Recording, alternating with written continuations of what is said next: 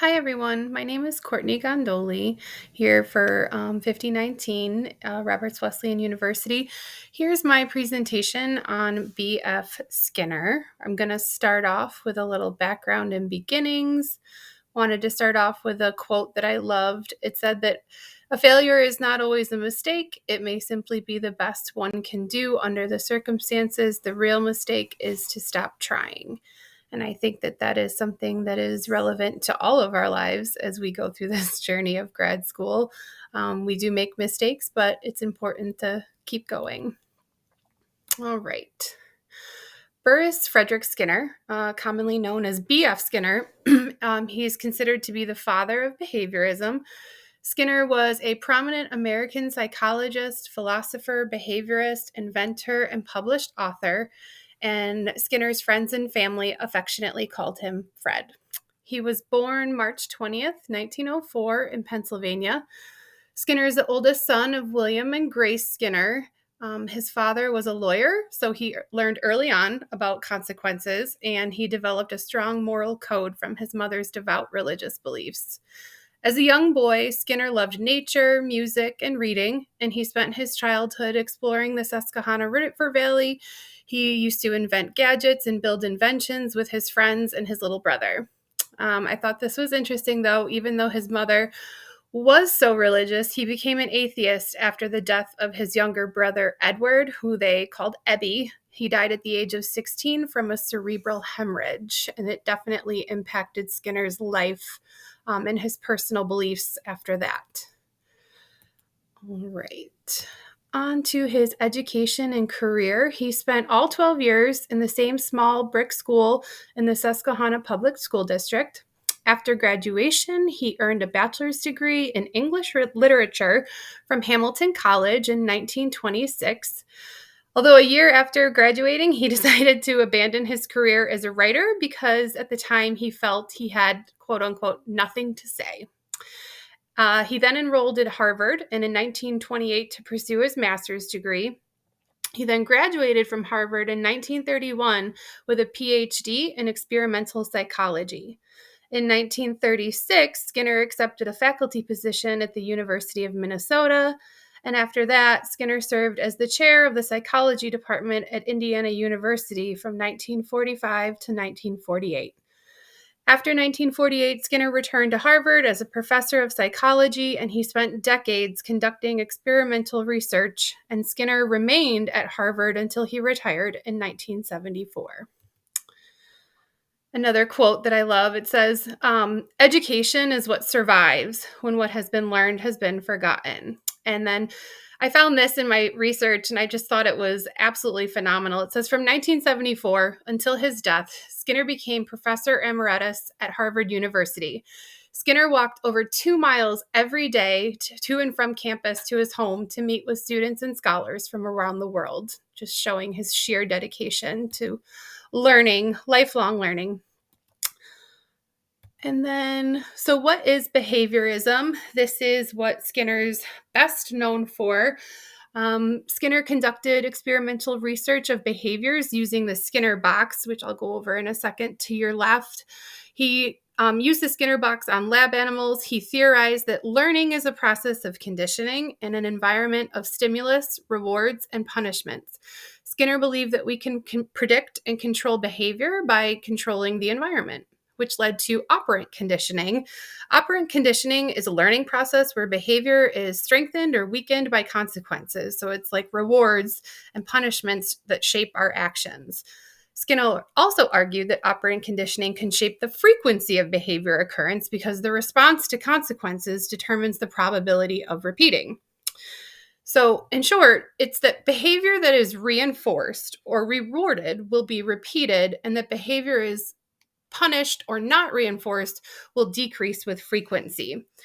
So over to the left, you see the Skinner box and you see the mouse, and he's responding to a stimulus, meaning the green light. If he hits the green light, he learns that he will get a food, a positive reinforcer.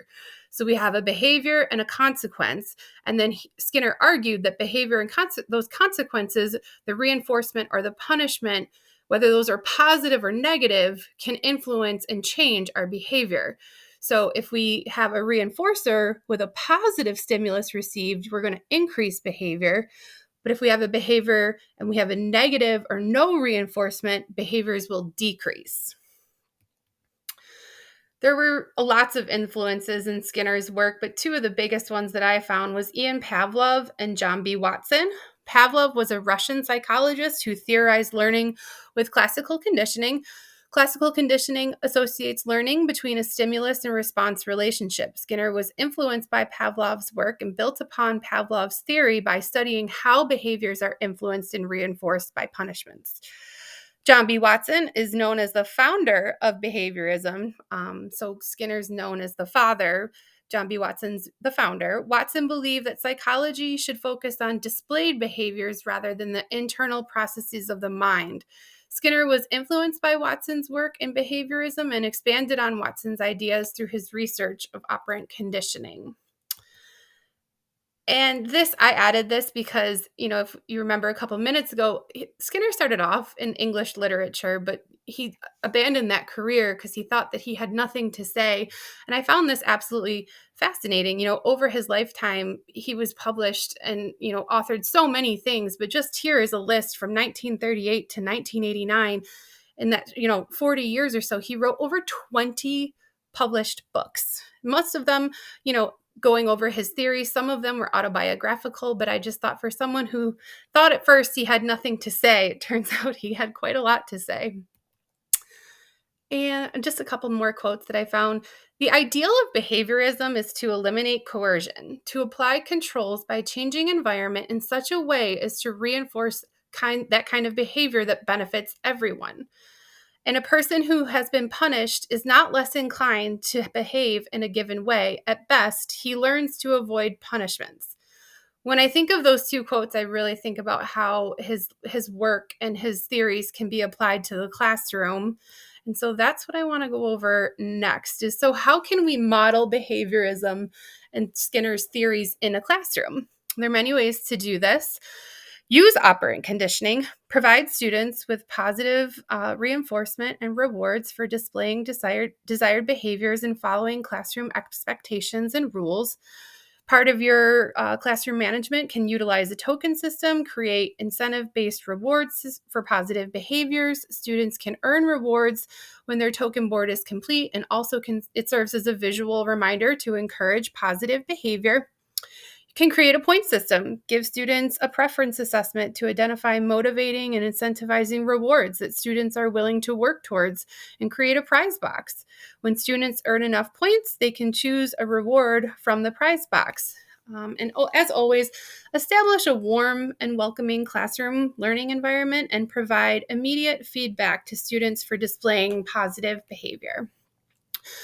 When my son was younger and he was diagnosed with autism, I heard a lot about applied behavioral analysis. And I found through my research that Skinner's theories of operant conditioning is often used as the foundation for ABA therapy, especially with children with autism and on the spectrum. So Skinner's research provided the foundation roots for applied behavioral analysis. ABA is a scientific approach that is often used to help individuals with autism spectrum disorders and other developmental disabilities. The theory behind ABA is that it analyzes behaviors, identifies what influences behaviors, and uses evidence-based strategies to change or modify behaviors. ABA is commonly used by therapists in early intervention and public schools across America. So, to conclude, B.F. Skinner believed that behaviors can be shaped and changed through reinforcements and punishments. By modeling his theory and applying techniques of operant conditioning in the classroom, teachers can expect less negative behaviors because students will be motivated to display positive behaviors based on rewards and punishments. Therefore, this will decrease in negative behaviors and create a more desirable learning environment for everyone. Thank you so much. I hope you enjoyed this presentation on B.F. Skinner. And here is a list of my references. Thanks so much, everyone.